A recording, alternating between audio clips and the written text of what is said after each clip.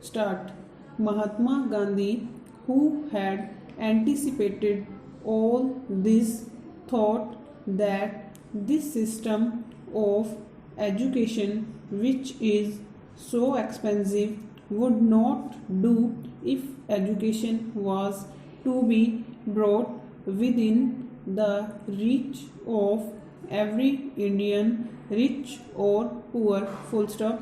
He therefore thought of a new system of education which has come to be known as basic education, and which Indian and foreign educational experts have declared to be highly useful, full stop. According to Gandhiji, as far as I understood him, there are two basic merits in this new system, full stop.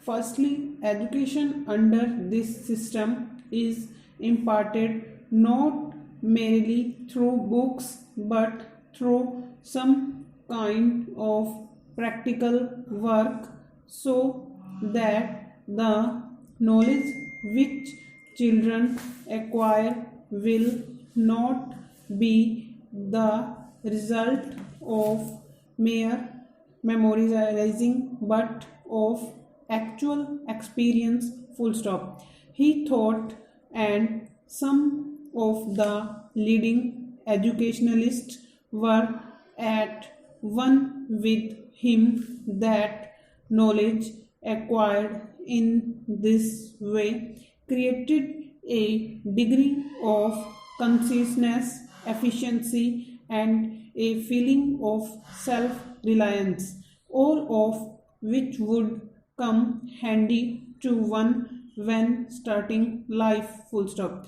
Secondly, the other merit in this system, according to him, is that it brings education for all within the pale of practical possibility, because the handicrafts on which children would be working would bring some returns in terms of money, which would go at least in part to meet the expenses of their education, full stop. He was convinced that unless young scholars made this contribution towards their own education, universal education in India would never be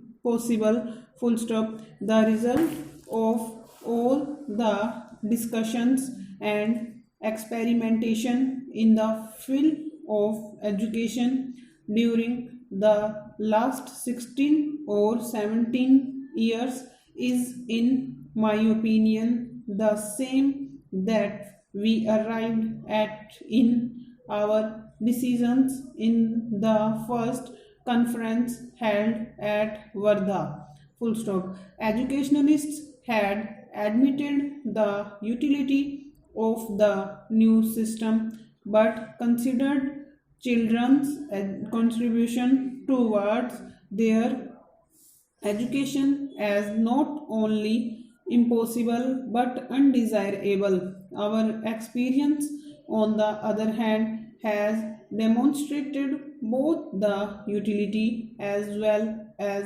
the practicality of the system.